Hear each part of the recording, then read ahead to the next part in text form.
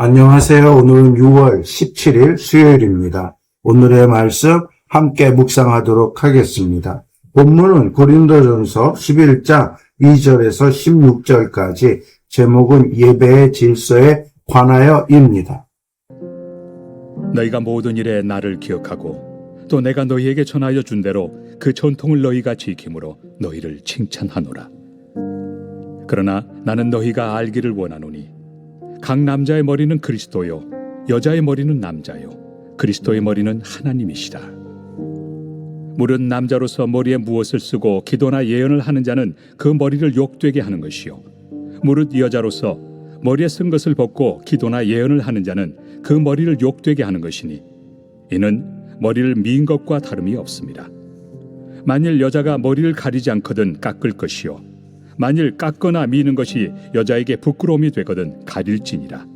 남자는 하나님의 형상과 영광이니 그 머리를 마땅히 가리지 않거니와 여자는 남자의 영광이니라. 남자가 여자에게서 난 것이 아니요 여자가 남자에게서 났으며 또 남자가 여자를 위하여 지음을 받지 아니하고 여자가 남자를 위하여 지음을 받은 것이니 그러므로 여자는 천사들로 말미암아 권세 아래에 있는 표를 그 머리 위에 둘지니라. 그러나 주 안에는 남자 없이 여자만 있지 않고 여자 없이 남자만 있지 아니하니라. 이는 여자가 남자에게서 난 것 같이 남자도 여자로 말미암아 났습니다. 그리고 모든 것은 하나님에게서 났느니라. 너희는 스스로 판단하라. 여자가 머리를 가리지 않고 하나님께 기도하는 것이 마땅하냐? 만일 남자에게 긴 머리가 있으면 자기에게 부끄러움이 되는 것을 본성이 너희에게 가르치지 아니하느냐? 만일 여자가 긴 머리가 있으면 자기에게 영광이 되나니 긴 머리는 가리는 것을 대신하여 주셨기 때문이니라.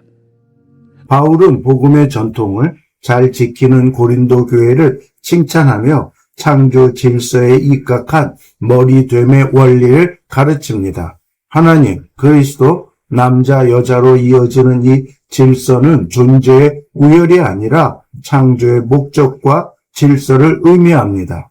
당시 고린도의 일부 남성들은 이교 제사 관습처럼 머리를 가린 채 기도했고 여성들은 수건을 벗고 예언하여 사회적 통념과 질서를 무너뜨렸습니다. 바울은 이러한 행동이 영적 교만이자 자신의 머리인 그리스도와 남편을 부끄럽게 하는 행동이라고 지적합니다. 예배는 개인의 자유를 무분별하게 내세우는 자리가 아니라 창조 질서를 존중하며 하나님의 영광을 드러내는 단정한 자리여야 합니다. 남자는 하나님의 형상과 영광이므로 예배 중 머리를 가르지 않는 것이 마땅하며 여자는 남자의 영광으로서 당시 문화에 맞게 수건으로 머리를 가려야 했습니다. 특히 천사들이 예배의 질서를 지켜보고 있으므로 성도들은 창조 질서에 겸손히 순종하는 표를 지녀야 합니다. 하지만 바울은 이러한 창조의 질서가 결코 남녀 간의 차별이나 지배 구조를 정당화하는 것이 아님을 분명히 밝힙니다. 주 안에서는 남자 없이 여자만 있거나 여자 없이 남자만 있지 않으며 남녀는 서로에게 빚진 자로서 상호 의존적인 관계입니다. 모든 생명이 궁극적으로 하나님께로부터 났으므로 남녀는 주 안에서 동등하게 하나님을 예배하고 섬기는 동역자입니다. 바울은 예배 복장과 질서에 관한 가르침을 자연의 본성과 교회의 보편적인 관례에 비추어 다시 한번 강조합니다. 여자가 머리를 가리지 않고 하나님께 기도하는 것은 당시 사회적 통념상 수치스러운 일이었으며 반대로 남자가 긴 머리를 하는 것은 부끄러운 일로 여겨졌습니다. 복음은 문화 속에서 생명력을 발휘하지만 복음을 핑계로 불필요하게 사회적 덕을 허물고 혐오감을 주는 행동은 합당하지 않습니다. 교회 공적 예배는 세상 사람들에게도 덕이 되어야 하므로 논쟁을 일삼으며 교회의 보편적 규례를 무시하는 태도를 버려야 합니다. 따라서 성도는 복음의 진리를 훼손하지 않는 선에서 교회의 건덕과 화평을 위해 전통적인 예배 질서를 존중해야 합니다. 묵상할 것에 대해서 말씀을 드리겠습니다. 첫째, 남자의 수건입니다.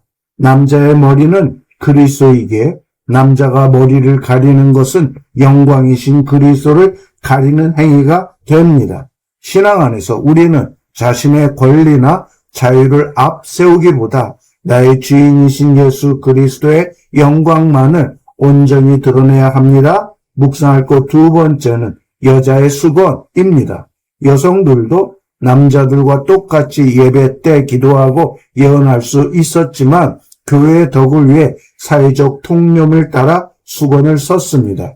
이는 타인의 양심과 교회의 질서를 위해 나의 자유와 지식을 기꺼이 내려놓는 겸손하고 성숙한 신앙의 모습입니다. 묵상할 것 세 번째는 주 안에서 남녀의 상호 의존성입니다. 창조 질서는 역할의 차이일 뿐 결코 남녀 간의 우열을 의미하지 않으며 주 안에서 남녀는 서로 깊이 의존되어 있습니다. 모든 생명이 하나님께로부터 나왔음을 기억하며 성별의 차이를 넘어 서로를 존중하고 연합하는 건강한 공동체를 세워야 합니다. 적용할 것에 대해서 말씀을 드리겠습니다. 첫째, 하나님의 창조 질서를 존중하라입니다. 우리의 예배와 일상 속에서 하나님이 세우신 아름다운 창조의 질서와 권위를 기쁨으로 인정하며 살아갑시다. 개인의 자유를 핑계로 공동체의 질서를 무너뜨리지 말고 하나님의 영광을 최우선으로 구하는 예배자가 됩시다. 적용할 것 두 번째는 덕을 세우는 자유를 누려라입니다. 내가 가진 지식과 자유가 타인에게 상처를 주거나 세상의 덕을 허물지 않도록 겸손한 태도를 취합시다. 복음의 본질을 훼손하지 않는 한도 내에서 이웃과 사회에 선한 영향력을 끼치며 건덕을 세우는 일에 힘씁시다. 적용할 것 세 번째는 주 안에서 서로 존중하라입니다. 남녀가 서로 차별하거나 지배하려는 세속적인 가치관을 버리고 주 안에서 서로가 필수적인 존재임을 깊이 깨달읍시다. 모든 만물이 하나님께로부터 왔음을 고백하며 서로를 귀히 여기고 동역하는 평등한 사랑의 관계를 맺어갑시다. 기도하겠습니다. 하나님 아버지, 우리의 예배와 삶이 창조 질서를 존중하며 오직 하나님의 영광만을 찬란하게 드러내게 하소서. 나의 자유보다 교회의 덕을 먼저 세우고 주 안에서 모든 지체가 서로를 깊이 존중하며 아름다운 연합을 이루게 하여 주시옵소서. 예수님의 이름으로 기도드립니다. 아멘. 수고하셨습니다.